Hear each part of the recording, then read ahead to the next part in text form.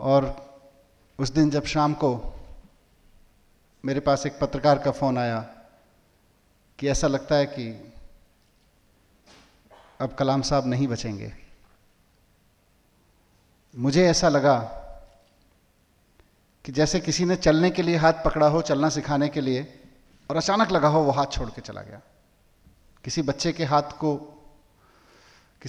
हाथ पकड़ के लेके कोई चलाना सिखा रहा हो और अचानक उसने हाथ छोड़ दिया, ऐसा लगा। और सुबह तक, रात को ही वो न्यूज़ कंफर्म हो गई कि कलाम साहब अब फिजिकली उपस्थित रह के मुझे चलना नहीं सिखाएंगे, पर उनकी गाइडिंग्स, उनकी टीचिंग्स, उनकी बातें, उनकी यादें हर वक्त एक बहुत अच्छे गार्जियन की तरह से मुझे हमेशा चलना सिखाती हैं, वो चाहे एजुकेशन में हम कुछ कर रहे हों या गवर्नमेंट के किसी और सेक्टर में कुछ कर रहे हों।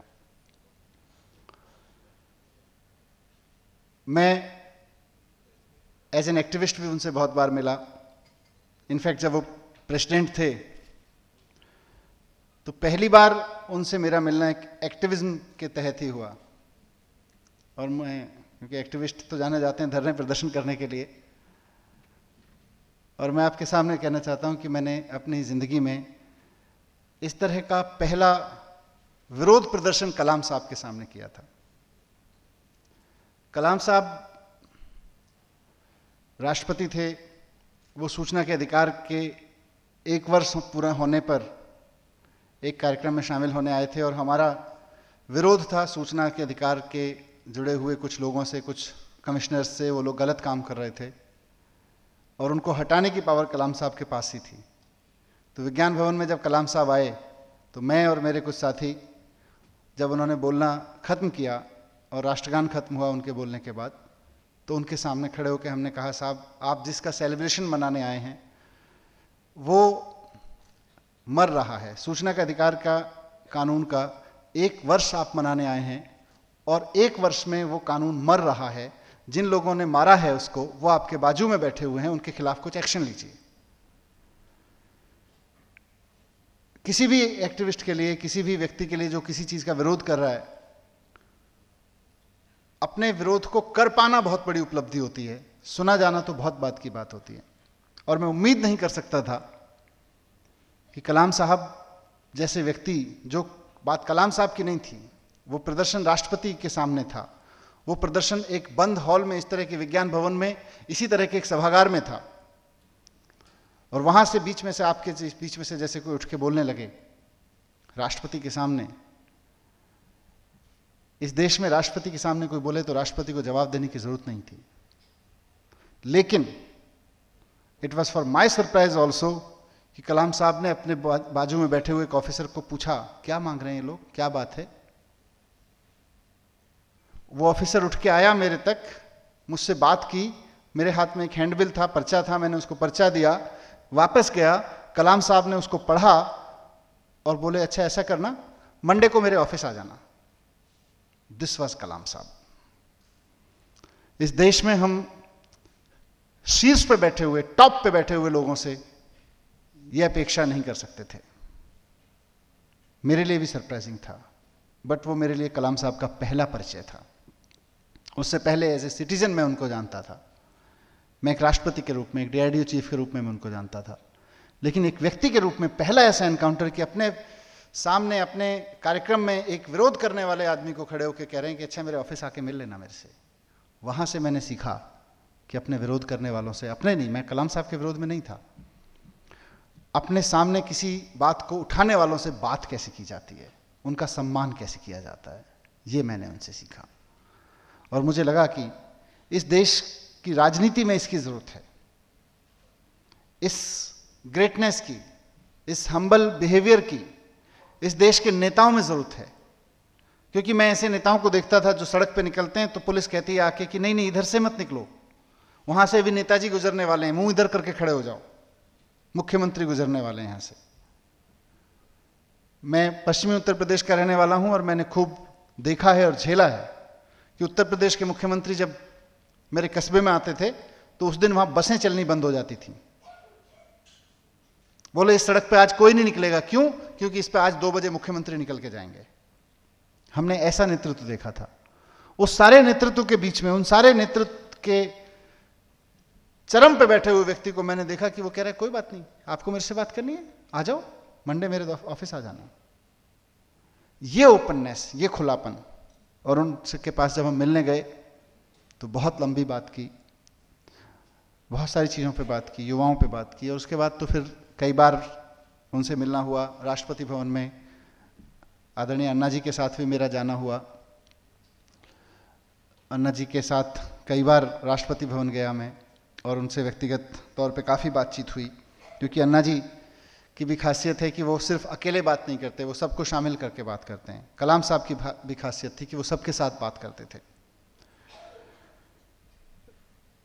फिर मंत्री बनने के बाद पहली बार जब मैं उनका आशीर्वाद लेने उनके पास गया, उनकी गाइडेंस लेने उनके पास गया, तो उन्होंने मुझसे एक चीज़ कही। बोले मनीष, मैं पूरे देश के नेताओं को कह चुका हूं, राष्ट्रपति था तब भी कहता था, अभी भी बोलता हूं, देश भर के शिक्षा के अधिकारियों को बोलता हूं, कोई मेरी बात सुनता नहीं है। मैंने कहा क्या चाहते हैं आप? बोले मैं चाहता हूं ये बच्चों के कंधे पे जो बोझ है ना बस्तों का, वो कम किया जाए। बोले आज़ादी के इतने दिन हो गए, हम मैकाले को कहते रहते हैं, लॉर्ड मैकाले ने ये कर दिया, लॉर्ड मैकाले ने ऐसी एजुकेशन दे दी। बोले अब तो हम आज़ाद हैं, कब से आज़ाद हैं, अब तो हमें चेंज कर देना चाहिए। बोले मैं चाहता हूं ये जो किताबों का बोझ है ना, ये जो सिलेबस का बोझ है, कैरिकुलम का बोझ है, कम कर देना चाहिए।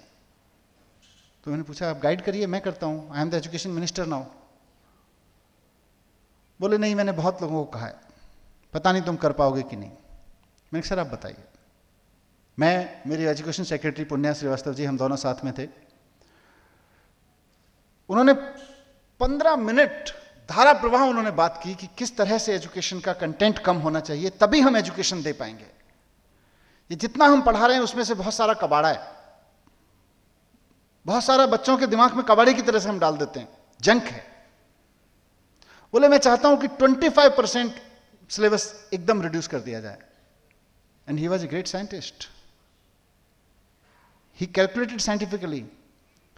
बोले 9th 10th 11th 12th अगर तुम 4 साल का सिलेबस 25% कम कर दोगे तो मेरे को एक बच्चे को गिफ्ट में देने के लिए 1 साल मिल जाएगा। What a wonderful thought.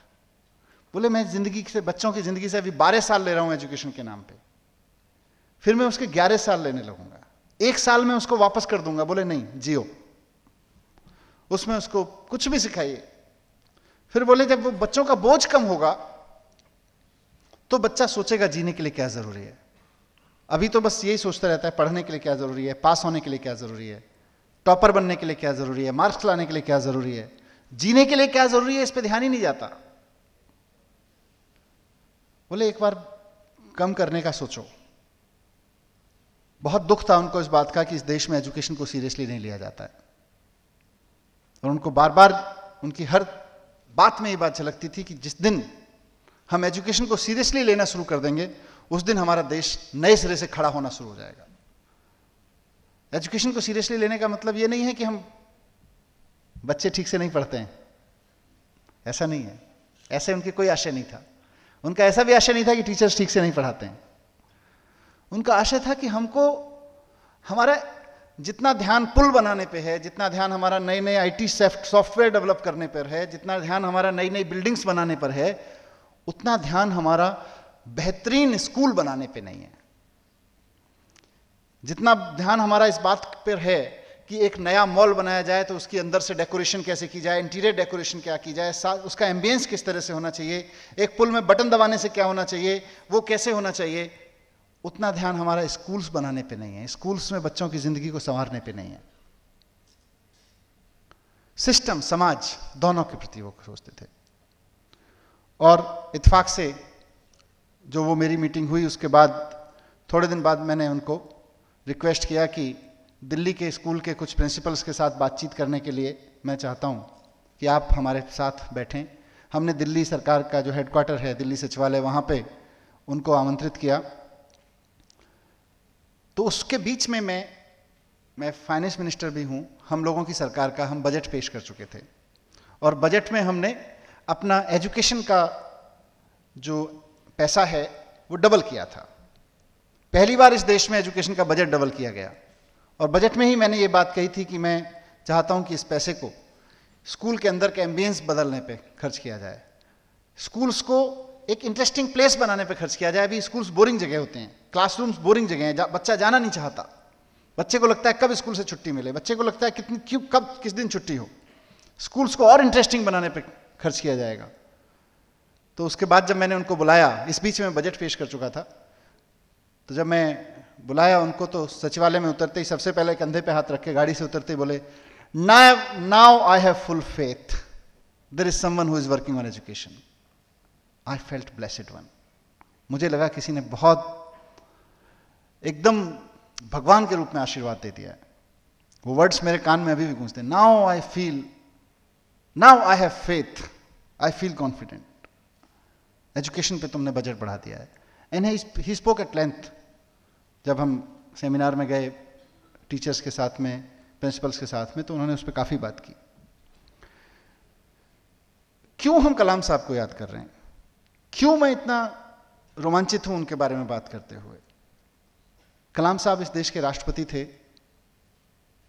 इस देश में कितने राष्ट्रपति हुए हैं अब तक, कितने डीआरडीओ के चीफ हुए हैं, कितने राइटर्स हुए हैं। हम किसी और की याद में वर्ल्ड स्टूडेंट डे क्यों नहीं मनाते? क्यों हम कलाम साहब को याद करने इकट्ठे हुए हैं? क्यों हम सोचते हैं कि उस आदमी, क्यों मैं खड़े होकर बोलता हूं कि मुझे हमेशा ऐसा लगता है जैसे कलाम साहब आज भी मुझे पद पद पे गवर्नमेंट में, एजुकेशन में उंगली पकड़ के चलना सिखा रहे हैं। क्यों मुझे लगता है? क्योंकि कलाम साहब एक डिफरेंट पर्सनैलिटी थे। He was a totally different soul. अगर उनकी जिंदगी को मैं समराइज करूं तो इस धरती पे कम से कम अभी रिसेंट जितने लोग हुए हैं उनमें मुझे एकमात्र ऐसे दिखते हैं जिन्होंने सिखाया कि फिजिक्स और केमिस्ट्री भी पढ़ो तो ऐसे पढ़ो जैसे गीता और कुरान पढ़ना है, और गीता और कुरान भी पढ़ो तो ऐसे समझो जैसे फिजिक्स और केमिस्ट्री पढ़ रहे हो। उन्होंने कुरान के अंदर फिजिक्स ढूंढ के दिखा दी और उन्होंने फिजिक्स के अंदर गीता ढूंढ के दिखा दी। वो ऐसे आदमी थे। साइंस और रिलीजन, साइंस और स्पिरिचुअलिज्म, उसको उन्होंने डिमिस्टिफाई कर दिया सबके सामने, अपनी जिंदगी में डिमिस्टिफाई करके दिखाया। वो उनकी खूबसूरती थी। वो अक्सर बच्चों से बात करते थे। उनका सबसे पहला फॉर्मूला था कि बात करो, बातें बनाओ मत। बातें करना सबको नहीं आता है, बातें बनाना तो सबको आता है।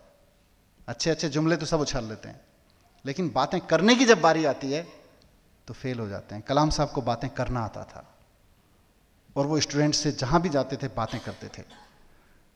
शायद वो उनकी विल पावर का ही कमाल है कि उस आदमी ने आखिरी सांस भी ली तो बातें स्टूडेंट्स के साथ बातें करते हुए ली। ये उस विल पावर से ही हो सकता है, उसके बिना संभव नहीं था। तो ऐसे कलाम साहब के दिन, ऐसे कलाम साहब को आज हम याद कर रहे हैं और सोचते हैं कि उनके दिखाए रास्ते पे चल के एजुकेशन को कुछ ऊपर उठाया जा सके, एजुकेशन के माध्यम से देश को कुछ ऊपर उठाया जा सके। मैं उनके मार्गदर्शन में जो भी काम हमने सीखा उसमें सबसे प्रमुख यही था कि उन्होंने मुझे कहा कि एक तरफ 25% सिलेबस कम करो और दूसरी तरफ बच्चों के हाथ में जब +2 करके निकलें तो उनके हाथ में 2 सर्टिफिकेट्स होने चाहिए। एक सर्टिफिकेट उनके एजुकेशन का होना चाहिए जिसके सहारे वो आगे BA, MA, रिसर्च, PhD जहां जाना चाहें चले जाएं, लेकिन साथ साथ एक दूसरा सर्टिफिकेट होना चाहिए जहां जिसकी जो इस चीज का प्रमाण होना चाहिए, नॉलेज का प्रमाण होना चाहिए कि आपको जिंदगी जीनी आती है, आपको जिंदगी में कुछ करना आता है। रिसर्च करना, MA, BA करना, आगे PhD करना, यह सब एक अलग तरीके का काम है, लेकिन उनका यह मानना था कि जिंदगी जीने के लिए कुछ और करना होगा। आप प्लम्बर हो सकते हैं, आप एक अच्छे स्किल्ड इंजीनियर, सॉफ्टवेयर डिजाइनर, एक अच्छे हॉस्पिटलिटी बिजनेस के कोई एग्जीक्यूटिव हो सकते हैं। वो सब आपको स्कूल में लाना पड़ेगा। स्कूल से +2 करके बच्चा जब निकले तो उसके सामने ये संकट ना रहे कि मुझे जाना कहां है। ये उनका सपना था और ये एक ऐसा सपना था जिसके बारे में खुद उन्होंने कहा था कि सपने वो नहीं होते, क्या कहा था? हाँ, सबको पता है। सपने वो नहीं होते जो सो के देखे जाते हैं, नींद में देखे जाते हैं, वो सपने नहीं होते। सपने वो होते हैं जो नींद उड़ा देते हैं, और उनके इस सपने ने मेरी भी नींद उड़ा रखी है। मैं चाहता हूं कि देश में वो माहौल बने कि एजुकेशन के माध्यम से